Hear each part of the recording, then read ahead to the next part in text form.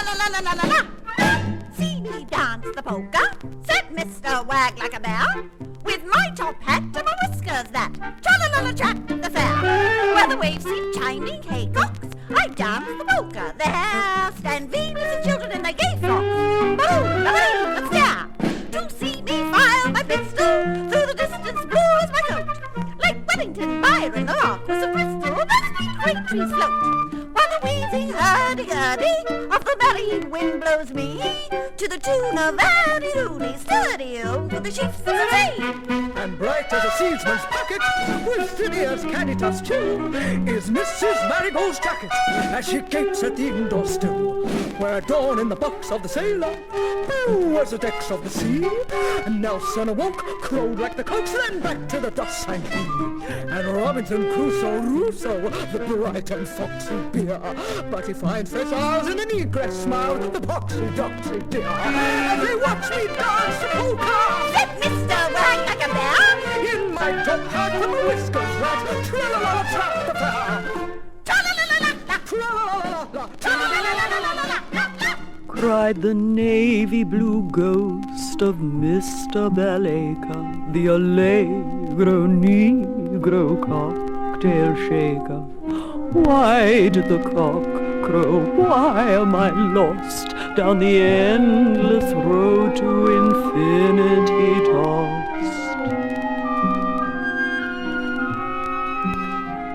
The tropical leaves are whispering white as water. I race the wind in my flight down the promenade, edging the far-off sand is the foam of the sirens, metropole and grand. As I race through the leaves as white as water, my ghost flowed over a nursemaid quarter, and there I saw the long grass weep, where the guinea fowl plumaged houses sleep, and the sweet ring-doves of curded milk watch the infanta's gown of silk in the ghost room tall, where the governante whispers slyly, fading and ante.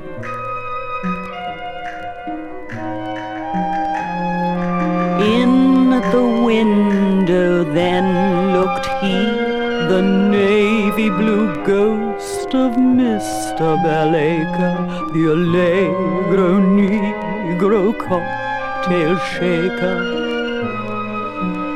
And his flattened face like the moon saw she, rhinoceros black, yet flowing like the sea.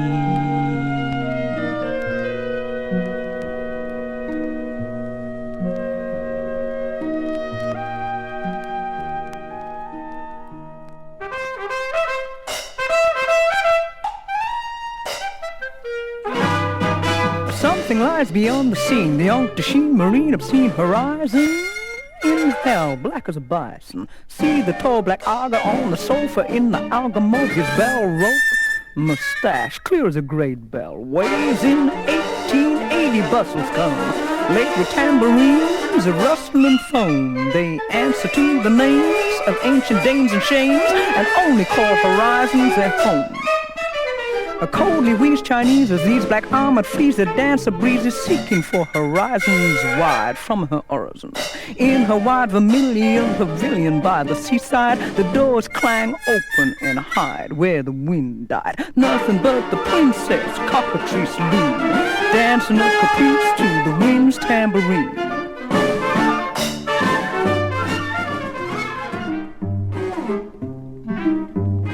Daisy and Lily, lazy and silly, walk by the shore of the one grassy sea, talking once more neath the swan-bosomed tree.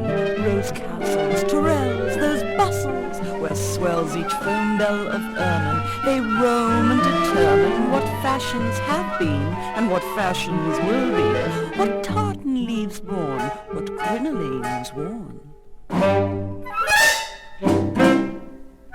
like Queen Thetis, blisses of tarlatan blue, like the thin plaited leaves that the castle crags grew. Or velour befriend on the water god's land. Her hair seemed gold trees on the honey-cell sand, when the thickest gold spangles on deep water seen were like twanging guitar and like gold mandolin. And the nymphs of great caves, with hair like gold waves of Venus, wore tarlatan.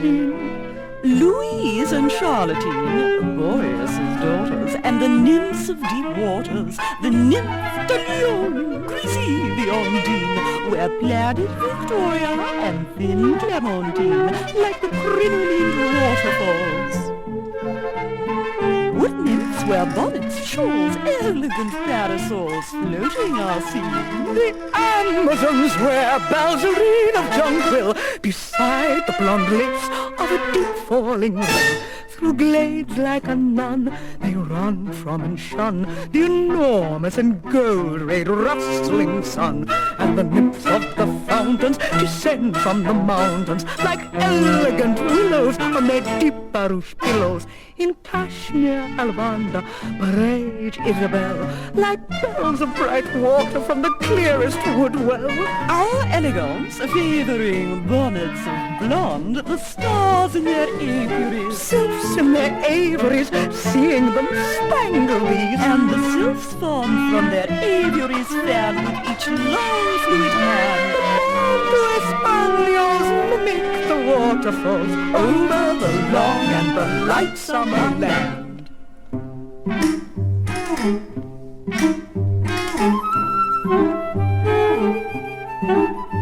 So Daisy and Lily, lazy and silly, walk by the shore of the warm grassy sea, talking once more neath the swanned bosom tree. Rose Castle to rest, all those battling morels, The shade in their train follow. ladies, how vain hollow. Gone is the sweet swallow.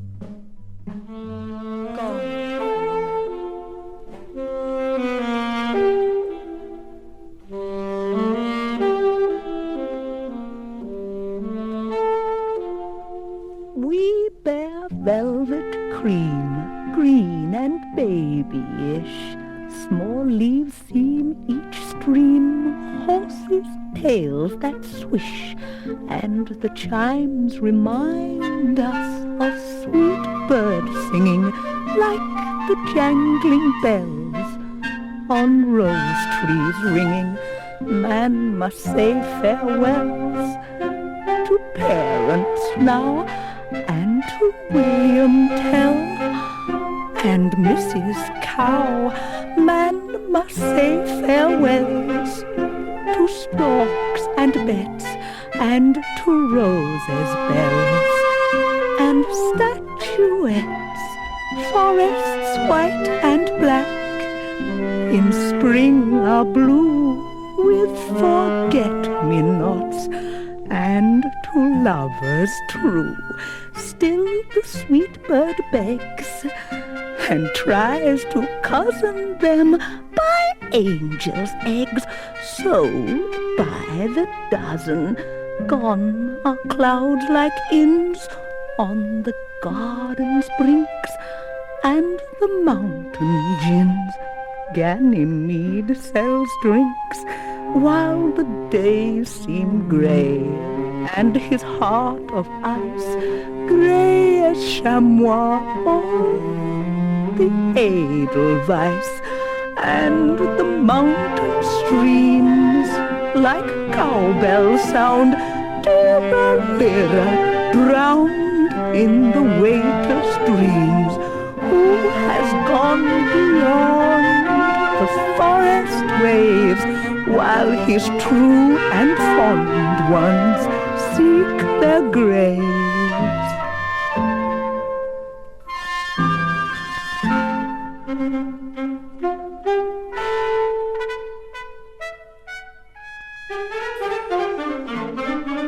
Do not take a bath in Jordan, Gordon, on the holy Sabbath on the peaceful day, said the huntsman, playing on his old bagpipe, boring to death the pheasant and the snipe, boring the ptarmigan and grouse for fun, boring them worse than a 9-bore gun, till the flaxen leaves where the prunes are ripe, heard the tartan wind a-droning through the pipe, and they heard Macpherson say, where do the waves go? What hotels hide their bustles and their gay umbrellas? And would there be room? Would there be room? Would there be room for me? There is a hotel at Ostend, cold as the wind without an end, haunted by ghostly poor relations of Bostonian conversations, like bagpipes rotting through the walls. And there the pearl ropes fall like shawls, with a noise like marine waterfalls, and another little drink wouldn't do us any harm, pierces through the sabbatical calm, and that is the place for me. So do not take a bath in Jordan, Gordon, on the holy Sabbath on the peaceful day, or you'll never go to heaven, Gordon Macpherson. And speaking purely as a private person, that is the place, that is the place, that is the place for me.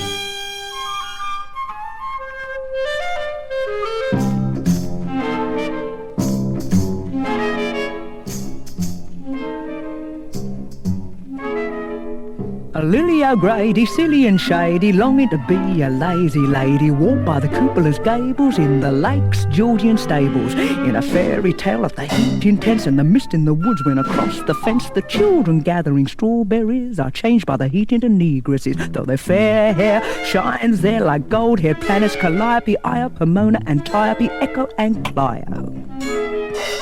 Then Lily O'Grady, silly and shady, sauntered along like a lazy lady. Beside the waves, haycocks, a gown with tucks was of satin, the colour of shining green ducks, and her folderol parasol was a great gold sun, or the aycock shiny, but she was a negress, black as a shade, that time on the brightest lady laid.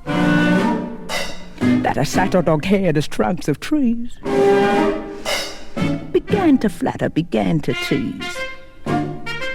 And she rang up the nymphs with golden foot that trampled the strawberry buttercup root in the thick gold dew as bright as the mesh of dead Penope's golden flesh. Made from the music whence were born Memphis and Thebes in the first hot morn, and ran to wake in the lake where the water's ripples seem hay to rake. And Charlottine, Adeline, round rose bubbling Victorine, and the other fish express a wish for mastic mantles and gowns with a swish, and bright and slight as the posies of buttercups and of roses, and buds of the wildwood lilies, they chase her as frisky as fillies. The red retriever-haired satyr can whine and tease her and flatter, but Lizzie O'Grady, silly and shady, in the deep shade is a lazy lady. Now Pomp is dead, home is red, Heliogabalus lost his head, and shade is on the brightest wing, and dusk forbids the birds to sing.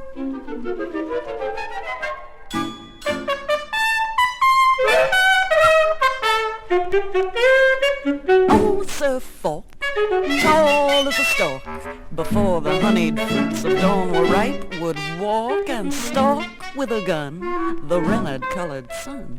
Among the pheasant-feathered corn, the unicorn is torn forlorn, the smog-faced sheep sit and sleep. Hairy-wigged as William and Mary weep. Sally, Mary, Matty, what's the matter? Why cry? The huntsman and the rennet-coloured sun and I sigh. Oh, the nursery maid Meg, with a leg like a peg, chased the feathered dreams like hens, and when they laid an egg in the sheepskin meadows where the serene King James would steer, horse and hounds then he, from the shade of a tree, picked it up a spoil to boil for nursery tea, said the mourners. In the corn tower strain, feathered tall as a crane, and whistling down the feathered rain, old Noah goes again. An old dull mome, with a head like a poem. Seeing the world as a bare egg laid by the feathered air, a maid would beg 3 of these for the nursery teas. Of Japhet, Shem, and Ham, she gave it underneath the trees, where the boiling water, hissed. Like the Goose King's feathered daughter, kissed. Pot and pan and copper kettle put upon their proper copper metal lest the flood. What flood? The flood begin again through these. Again through these?